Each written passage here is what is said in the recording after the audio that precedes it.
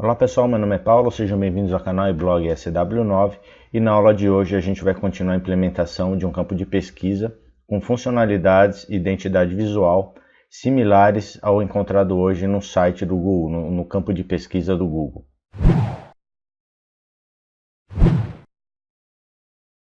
Antes de iniciarmos então a parte prática, onde eu vou explicar passo a passo o projeto para vocês, eu gostaria de continuar pedindo aí o apoio de vocês, compartilhando, comentando no vídeo e também lá no blog, se inscrevendo no canal e também compartilhando as aulas, ok? Muito obrigado até hoje aí pela audiência que vocês têm me dado.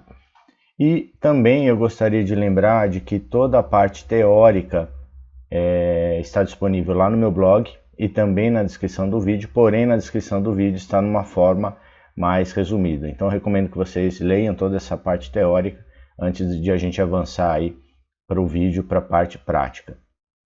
E o que nós vamos implementar nessa segunda aula? Como eu havia comentado com vocês, a proposta é a gente construir um campo de pesquisa com funcionalidades e identidade visual bem similares aí à página do Google, ao campo de pesquisa existente lá na página do Google. Então, nessa segunda aula, nós vamos implementar duas funcionalidades. A primeira delas é o Float Label e a segunda é o Clear Input. Então, nós vamos abrir aqui o JS Fiddle, que é a ideia que nós estamos utilizando nesse conjunto de aulas para a gente implementar o campo de pesquisa. Lembrando que esse playground eu disponibilizo lá no meu blog, então em real time você consegue fazer as alterações, experimentar e ver o resultado. E também eu mantenho lá na minha área de downloads o projeto para que vocês possam baixar, alterar. Então, para acessar a área de downloads é bem simples. Vocês vão ver um link aí tanto no blog como na descrição do vídeo. Basta você clicar nesse link, informar um e-mail válido e na sequência vocês já vão ter acesso completo lá à área de downloads, onde vocês podem baixar esse projeto e todos os outros que eu já divulguei aí, que eu já expliquei aí ao longo aí do tempo de vida do meu canal e do blog. Bom, então aqui como vocês vão ver o resultado final, tá? O objetivo e o resultado final que nós queremos chegar ao final da aula. Então aqui nós temos o campo de pesquisa e a primeira coisa que eu quero mostrar para vocês é a funcionalidade de Clear Input. Então quando eu clicar aqui no meu input e digitar alguma coisa, ele vai me aparecer aqui esse botão X aqui, que vai permitir fazer a limpeza do meu campo. Tá? Então essa vai ser o primeiro recurso que nós vamos implementar. E na sequência nós vamos implementar o Float Label, que nada mais é do que um label flutuante. Então nesse caso aqui, nós vamos trabalhar para como se o próprio placeholder ele fizesse a transição para um label. Tá? Como que seria isso? Então aqui eu tenho meu placeholder, que ele está ativo, ele fica dentro do meu input enquanto eu não dou foco no input ou digito alguma coisa.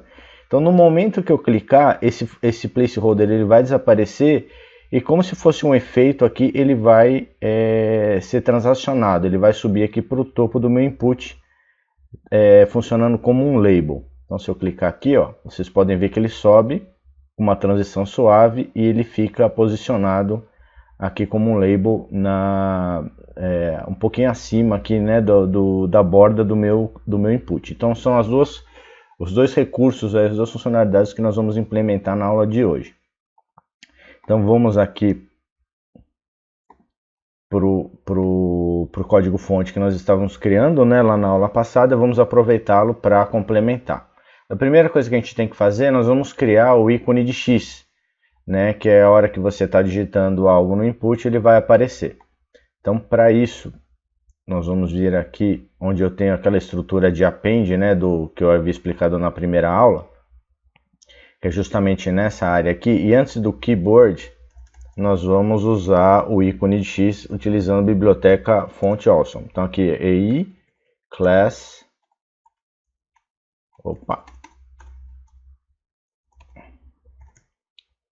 class faz FA times, que é o ícone aqui, a classe que representa o X. Pronto. Vou copiar aqui esse NBSP, que é para dar um espaçamento aí, 2 espaços entre um elemento e outro. Pronto. Vamos salvar, vamos rodar. E agora o próximo passo é a gente ir para o estilo.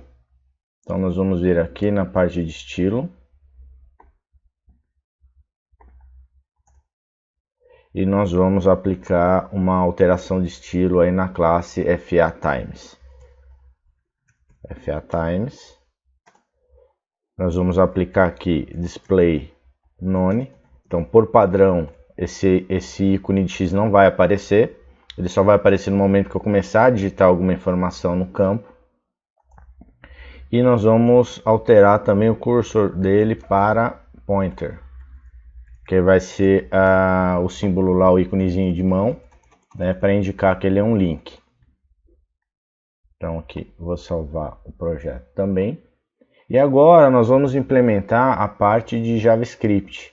Nós vamos implementar 2 eventos. O primeiro evento vai ser o de click e o segundo evento de input. Então nós vamos vir aqui na área de JavaScript.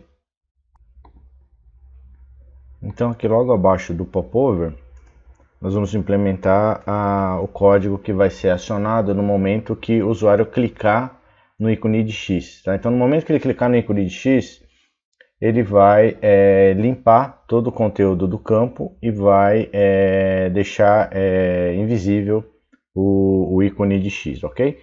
Então aqui a gente vai fazer a implementação usando jQuery, FA_Times. Então aqui eu estou selecionando a classe que representa lá o meu ícone, on, evento click, function, event,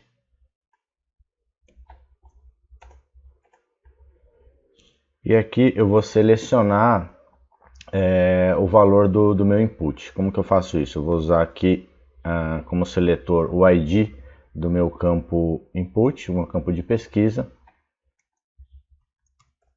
search field .val. Então com isso eu defino que o valor do meu campo ele vai ser limpo, tá? Setando val aqui como vazio.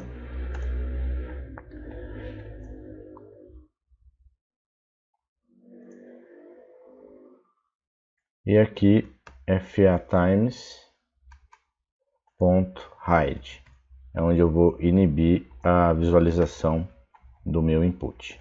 Então a gente implementa aqui a parte do evento click. E agora o evento de input, que é no momento que toda vez que esse campo aí tiver o seu valor alterado, o evento input ele é acionado. Então aqui a gente vai fazer a mesma coisa, a usar search field .on input function event.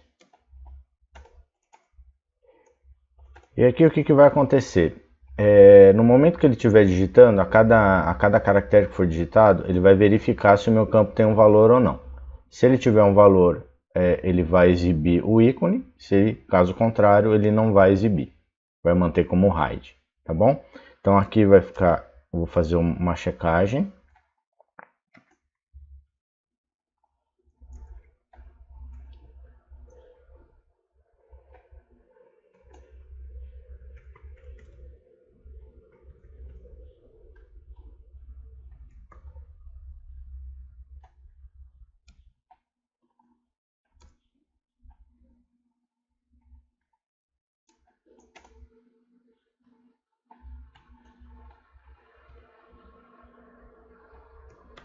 FA_Times.show.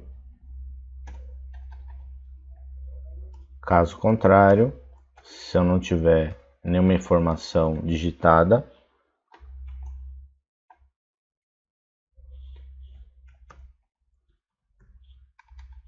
eu vou aplicar o hide no ícone, tá? Então, recapitulando aqui, evento input, digitei a informação, ele vai validar se tiver algum dado lá digitado dentro do campo. ele vai exibir o ícone de X, caso contrário, ele vai inibi-lo. Ponto e vírgula. Vamos salvar e nós vamos ver o resultado aqui. Como é que está se comportando. Para a gente partir para a implementação do float label. Então vou clicar. Olha só, ele começou a digitar, apareceu aqui o X. Se eu clicar aqui no X, ele vai remover o conteúdo. Tá? Então essa é a implementação do Clear Input. E agora nós vamos partir então para a implementação do Float Label.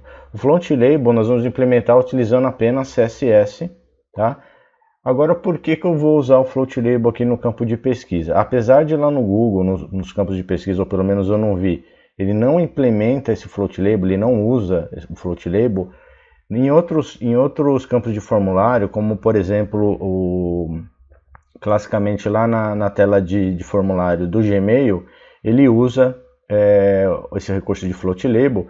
Eu observo que vários outros sites estão utilizando também, por isso que eu decidi agregar aqui ao campo de pesquisa, para vocês verem como é que funciona e de repente aplicar para outros campos que vocês queiram. Então, para a gente implementar o Float Label, a gente vem aqui no HTML, a gente vai incluir primeiro o elemento label abaixo do nosso input. Então aqui abaixo do input, nós vamos criar aqui label for search field. E nós vamos colocar o termo que vai aparecer, pesquisar termos.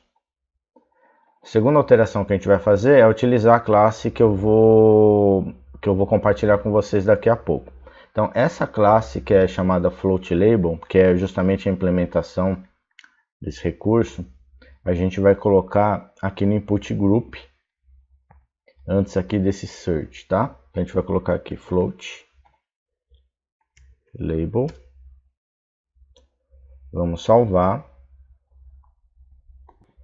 E por último, a gente vai copiar um conjunto de estilos, que é justamente a implementação do Float Label, e vamos colocar aqui ó, na abinha de CSS do JS Fiddle. Então nós vamos colar aqui, vamos salvar. Eu nessa aula não vou explicar passo a passo o código desse CSS, ok? Mas se vocês, eu vou deixar isso na mão de vocês, vocês dão uma lida, façam o seu entendimento. Se tiverem dúvida, por favor, postem lá no vídeo, tá? Ou também no blog, ou entrem em contato comigo que eu vou ter prazer em explicar para vocês e ajudar vocês aqui, tá bom? O ponto de atenção que a gente tem que ter nesse conjunto de classes aí CSS são dois. Um deles a gente está utilizando a propriedade Transition do CSS3. A propriedade Transition ela serve para a gente, quando a gente for alterar uma propriedade de um elemento, essa alteração de propriedade ela seja feita de uma forma, uma transição suave. Então a gente consegue aplicar uma animação, uma transição e um tempo de execução dessa transição de uma propriedade para outra de uma forma mais suave. Vamos pegar um exemplo aqui. Eu tenho um elemento lá na minha página HTML. Esse elemento ele tem um fundo, uma cor de fundo, por exemplo, branco, e eu quero mudar ela para preto quando o meu mouse passar por cima desse elemento. Como que eu faço isso? Né? Do jeito tradicional eu vou criar lá minhas classes, e ele vai aplicar isso muito rapidamente, né? A transição de uma cor para outra. O Transition é justamente para ter uma forma de aplicar essa transição de uma forma mais suave. Então, por exemplo, posso aplicar um tempo, né? Um delay disso, um tempo de animação, onde a hora que eu passar o mouse, ele pode ter uma velocidade maior ou menor nessa mudança aí de background, tá? Então é para isso que serve o Transition. É um recurso bem interessante aí de se usar.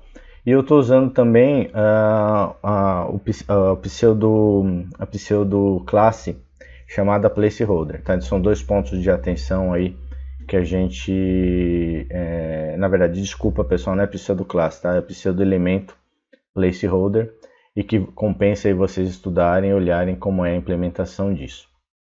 Então voltando aqui para o HTML, a gente vai salvar e ver o resultado final, agora utilizando também, agregando o Float Label. Então vou clicar aqui, olha só, ele faz uma transição. Você não vê que é uma coisa seca, né? Ele tira o placeholder e já coloca o label, né? Então ele faz essa transição mais suave. A hora que eu clicar ele já vem, já é posicionado aqui para cima, né? Ele flutua até chegar aqui no topo do meu input, tá? Então com isso, pessoal, a gente encerra essa segunda aula da implementação do campo de pesquisa com recursos de identidade visual similares ao que a gente vê hoje no Google. Espero que vocês tenham gostado do vídeo, pessoal. Se gostaram, por favor, deem seu like, compartilhem com seus amigos, se inscrevam no canal. Fiquem antenados que na última aula aí sobre esse tema, nós vamos implementar um teclado virtual usando uma biblioteca, ok? Fiquem com Deus e até o próximo vídeo.